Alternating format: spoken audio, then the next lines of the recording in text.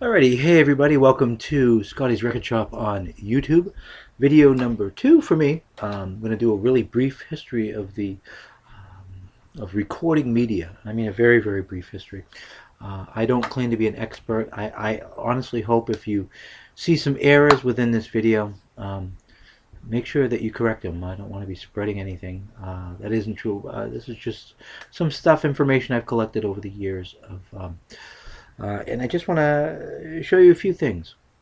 There's been a couple of videos I've seen out there that are really, really good about this very subject, but there's one or two things that I have that maybe you haven't seen. Anyway, let's go back to the very beginning, 1890s.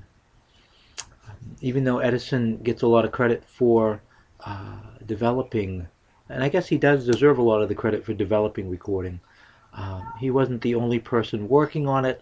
Actually, the first earliest recordings that I seem to remember hearing about was a Frenchman whose recordings date back to about 1860.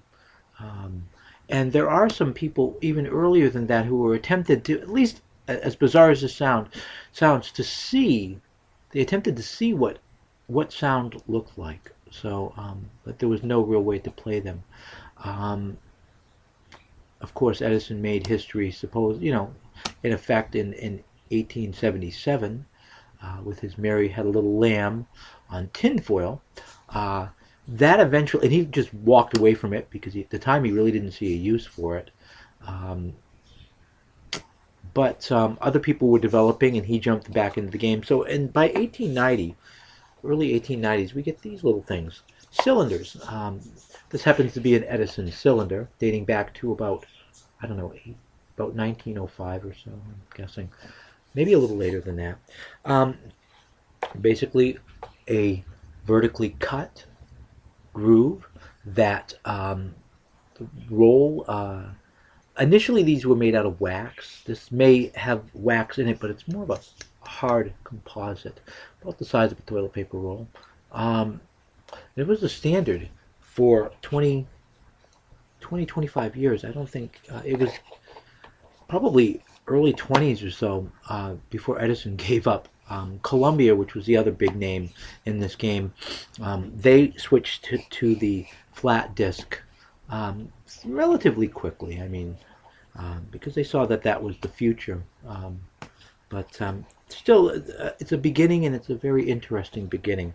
An interesting note about flat discs, or what we refer to now as 78s, even though technically they didn't play, all of them didn't play at 78. 78s ranged from about 72 to 80 as far as RPMs. One thing I wanted to show you interesting about an early Victor. Victor only did flat discs. But the one thing about the Victors from the beginning, and all of them were, they only knew how to press on one side, which is kind of cool. This one dates back to about 1905 or so. That was for the first 10 years or so, give or take a year, that they were only able to press these things on one side. Of course, here's another Victor dating to the early 20s. Luckily, for everybody's sake, by that point in time, we had music on both sides. An interesting innovation in the early, mid-1920s, 1925-ish, to be precisely exact, the vacuum tube and a couple of other innovations came along which enabled the use of amplification, microphones, which greatly improved the sound of audio recordings. Prior to that, everything was recorded acoustically through a horn, and it was a very tenuous ordeal, which ended with a very tinny sound.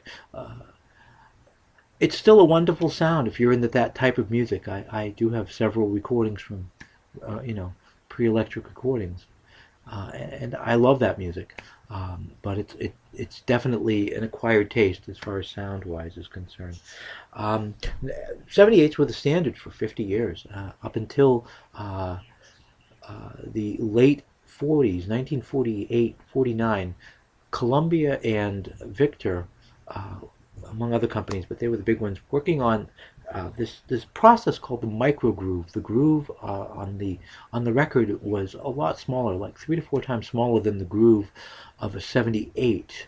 And what was used to make the records was no longer this shellac-based, very fragile composite. What Victor came out with, what RCA Victor came out with, was in hopes to compete with the 78, which was king at the time, was the 45. And same format, 2 songs. And Elvis, which one is this? Hound Dog and Don't Be Cruel. Great 45 by the king.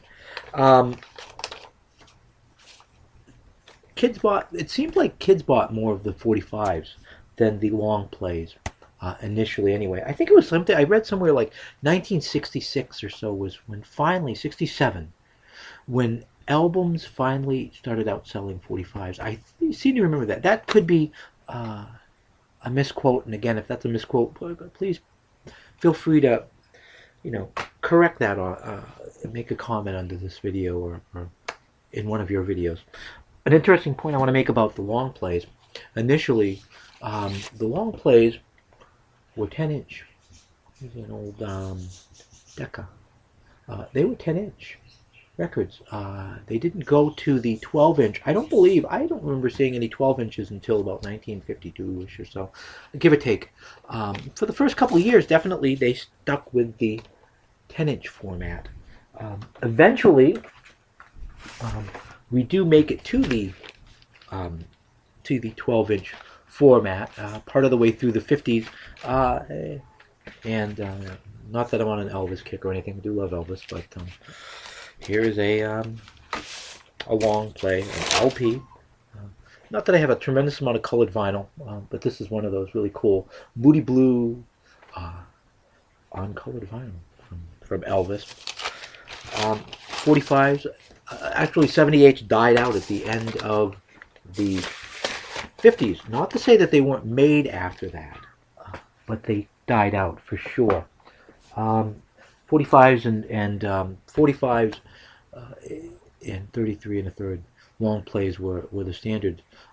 Straight through mid 80s, of course, by 82, 83, we got CDs, and I don't mind CDs. Convenience, it's a lot easier to tug a CD around.